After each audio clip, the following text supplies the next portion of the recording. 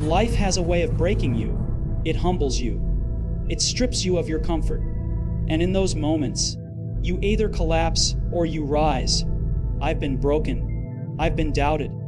I've been told I wasn't good enough, even by the very company I created. But here's the truth. Resilience is not built when things go right.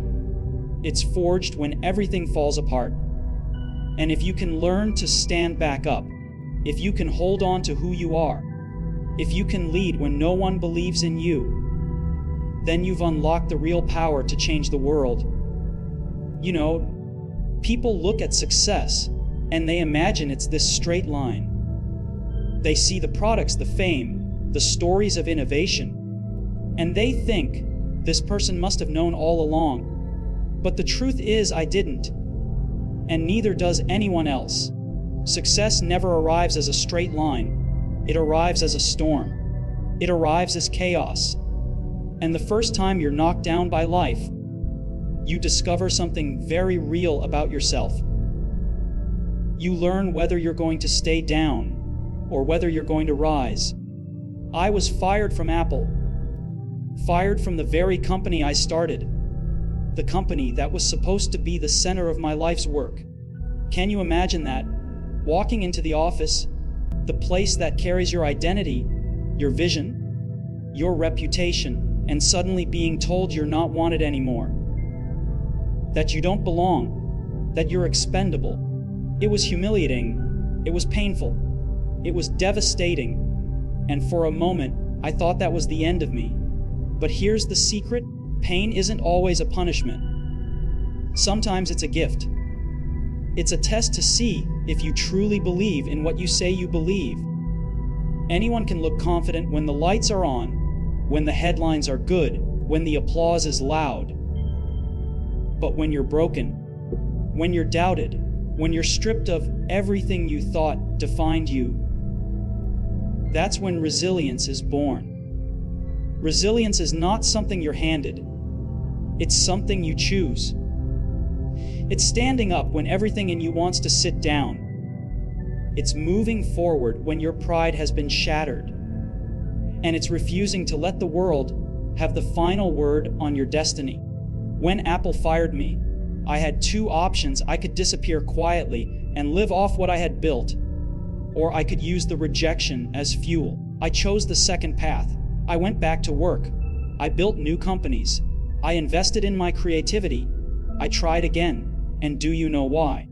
Because being knocked down reminded me of something I had forgotten. It reminded me that my identity wasn't tied to a job title, or a boardroom seat, or even the company I had built. My identity was in the act of creating. And once I remembered that, resilience became natural. Resilience isn't about being tough all the time. It's not about pretending you're okay when you're not. It's about making a decision that no matter how many times life pushes you, you're going to push back harder. It's about refusing to see setbacks as walls and instead seeing them as doors. Doors to a different path, a different way of thinking, a different version of you that you didn't even know existed. And let me tell you, every time life breaks you, there's a version of you waiting on the other side that's stronger, sharper, more focused. But you will never meet that version of yourself if you give up at the first blow. Most people give up. Most people allow rejection to define them. They stop trying because they've convinced themselves that failure is a reflection of their worth. But it isn't. Failure is feedback. Rejection is redirection. And pain is the sculptor of resilience. When I was out of Apple, people thought I was finished. The newspapers wrote about my downfall. The world moved on. And yet inside of me, something new was being built. I had freedom again. I had hunger again. And sometimes that's what resilience really gives you. It gives you back your hunger. Because when you have nothing to lose, you finally start building with courage. That period after Apple was when I started Next. When I invested in Pixar, when I began thinking about technology not as a machine, but as an extension of human creativity. None of that would have happened if I had chosen to collapse under the weight of rejection.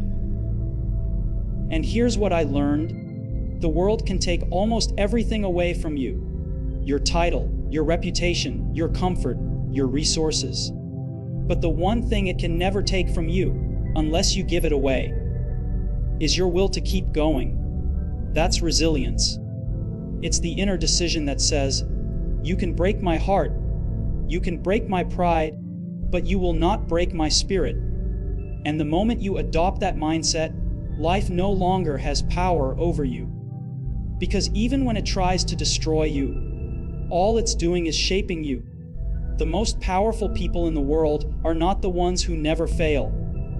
They are the ones who refuse to stay broken. And every time you rise again, every time you rebuild after being torn down, you discover a deeper level of strength you never knew you had.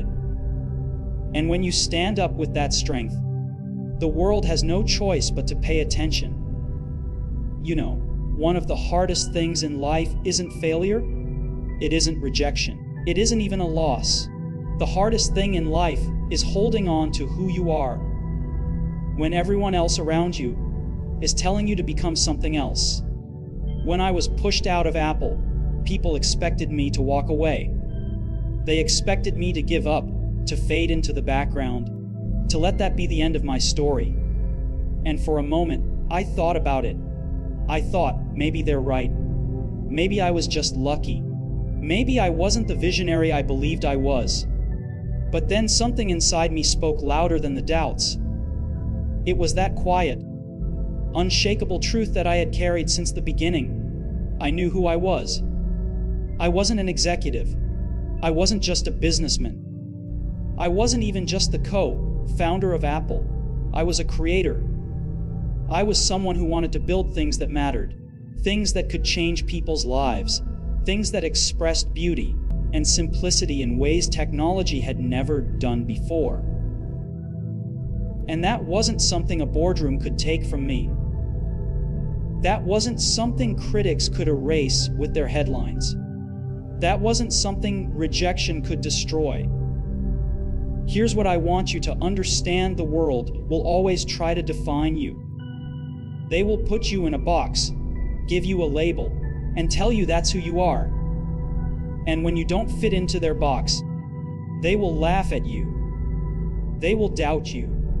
They will tell you that you're wrong, that your vision is impossible, that you don't have what it takes. If you don't know who you are, you'll start to believe them. You'll bend to their opinion. You'll shape yourself into what they want you to be. And in the process, you'll lose the most important thing you've ever had: your identity. Identity is not just a word. It is your anchor. It is the thing that holds you steady when the storm of doubt hits you. It is the voice inside that says, no matter what they say, this is me. This is what I believe. This is what I was born to do. Without that anchor, you drift. And drifting is dangerous, because drifting means you'll end up somewhere you never wanted to be, living someone else's story, not your own. When I was outside of Apple, I had every reason to let the world define me as a failure. But instead, I used that time to prove to myself, not to them, that my identity wasn't tied to one company. I started Next-T. I invested in Pixar. I built again. And here's what's interesting: when you stand firm in who you are, you'll attract the people who believe in that vision too. People who see the fire in your eyes and say, I want to build with you. That's how movements start. That's how revolutions begin. Not with people who bend, but with people who are unshakable in their identity. And let me tell you, being unshakable is not about arrogance. It's not about being stubborn for the sake of stubbornness. It's about clarity.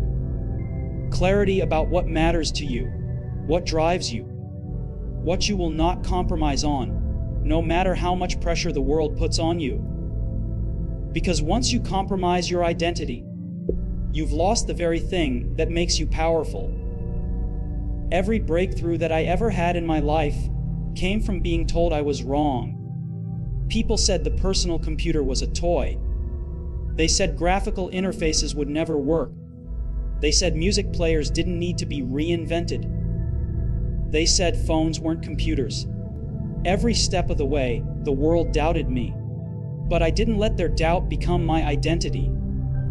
My identity was rooted in something deeper, in the belief that technology, at its best, is not about circuits and chips, but about humanity, about making tools so intuitive, so beautiful, that they feel like extensions of ourselves. That belief was my compass. And when you have a compass, you don't get lost, even when the road is uncertain. People will tell you to give up, to settle, to follow the safe path.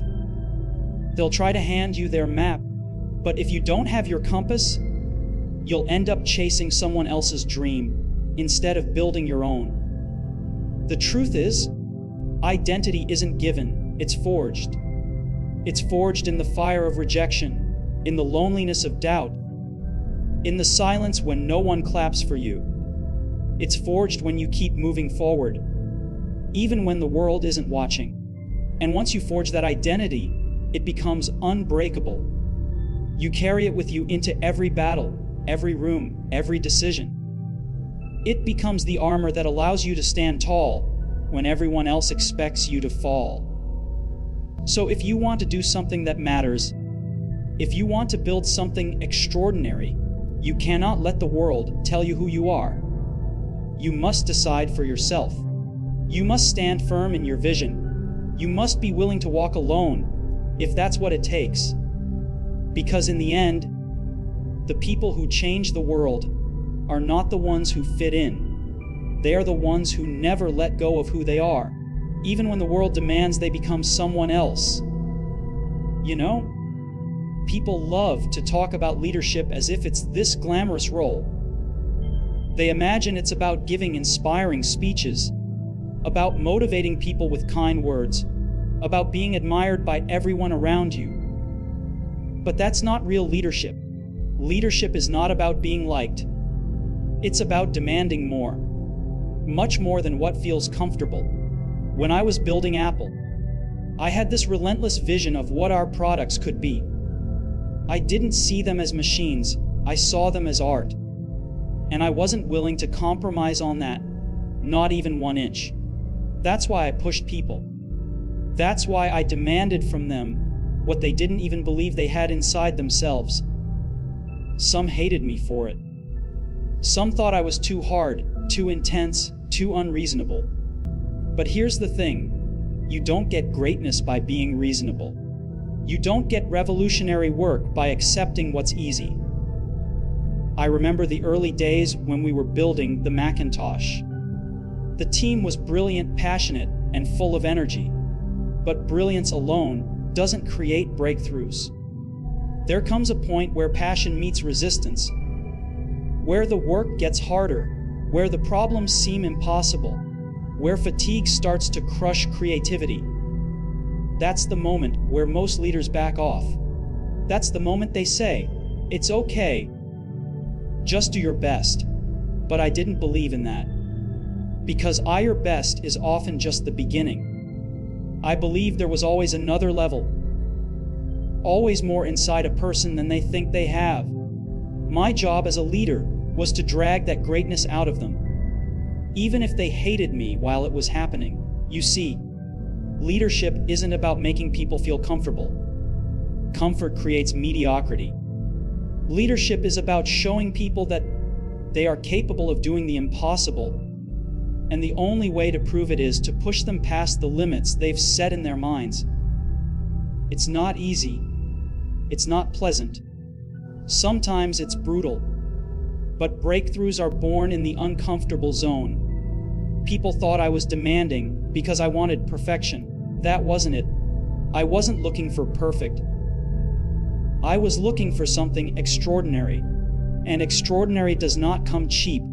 It comes from sleepless nights, from relentless iteration, from rejecting ideas that are merely good enough, from pushing past the wall where most people stop.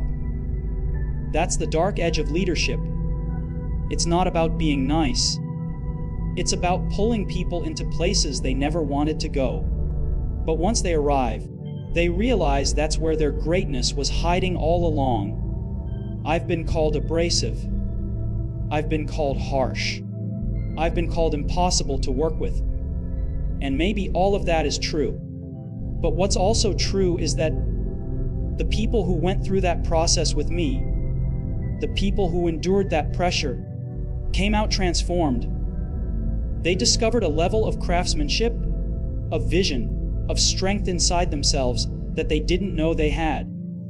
And in the end, when the world applauded their work, they looked back and realized it was worth it. That's what leadership is. Holding a standard so high that it feels unbearable and refusing to lower it, even when everyone else begs you to. Because if you lower the standard, if you give in, you rob people of the chance to discover their true potential. And the world loses something that could have been remarkable. There's a reason comfort zones are dangerous. They feel safe, but they're traps. They keep people small. They make people believe that good enough is acceptable. But if you want to lead, if you truly want to lead, you have to be the person who says, no, good enough is not acceptable. We can do more. We will do more. And then you push until that vision becomes real. I pushed people because I believed in them. I demanded excellence because I knew they had it in them. And yes, that kind of leadership comes with a cost. People might resent you. They might walk away. They might never forgive you. But leadership isn't about being remembered as the nicest person in the room. It's about leaving behind work that changes everything. And here's the paradox. People don't always appreciate that kind of leadership in the moment. They may not even see it until years later. But when they finally do, when they realize what they were capable of, when they realize they created something that will outlive them, that's when they understand.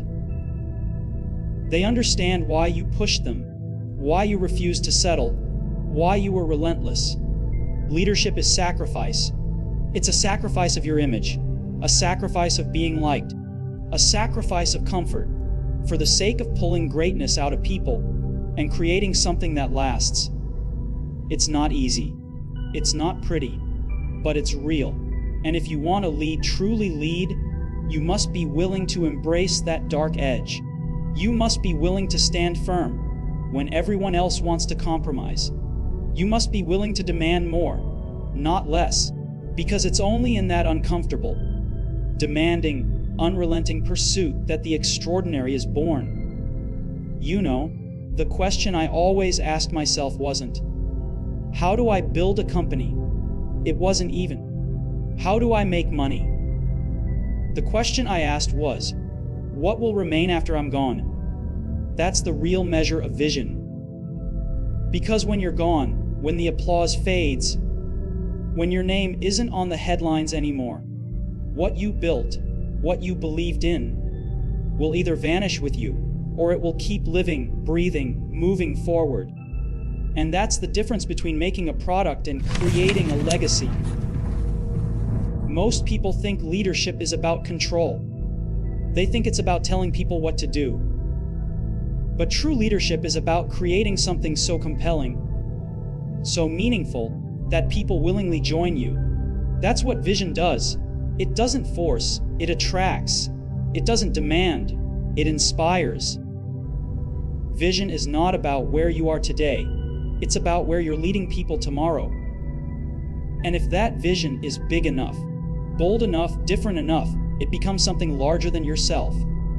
When I returned to Apple in 1997, the company was broken. The products were confusing, the brand was fading, and the culture was lost.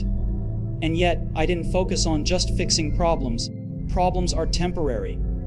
What I focused on was vision. I asked myself, what could Apple become? Not just a computer company, not just another tech business, but something entirely different.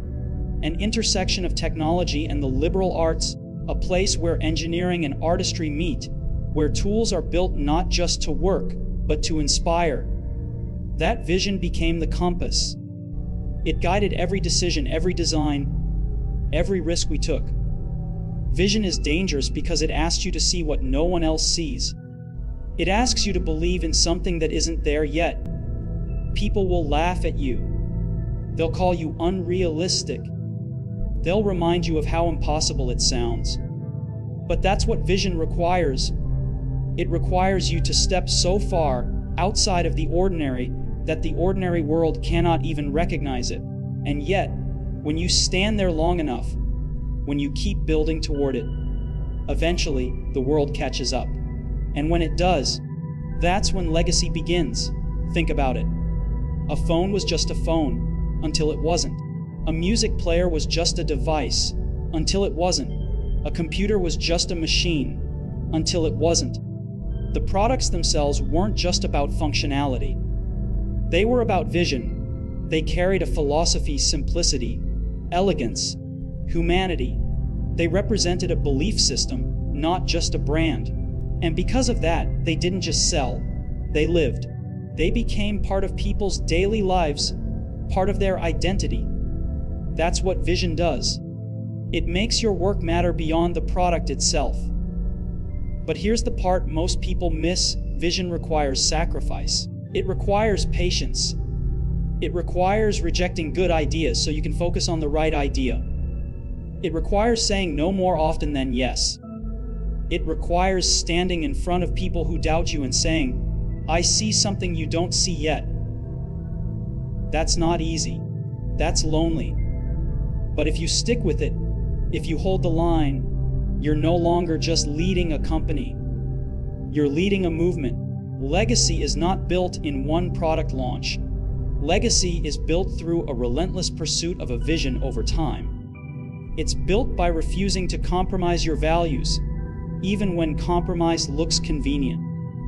It's built by creating something that speaks to the human spirit, not just to the market demand. Because markets change, technology evolves, trends disappear. But humanity, human desires, human creativity, human longing for connection, those things are timeless. And if your vision speaks to that, it outlives you. I never wanted to be remembered for being a businessman. I wanted to be remembered for showing that technology could be beautiful, that it could be meaningful, that it could elevate rather than diminish our lives. That was the vision, and everything else, every product, every launch, every moment of criticism, every sleepless night, that was just the path to bringing that vision into reality. And here's the thing. You don't need to be a CEO to have vision. You don't need $1 billion company. You need courage. You need clarity. You need to ask yourself, what am I building that will remain after I'm gone? If you can answer that question honestly, and if you are willing to sacrifice for it, then you are not just living, you are leading. Because at the end of the day, vision is not about you. It starts with you, but it's not about you.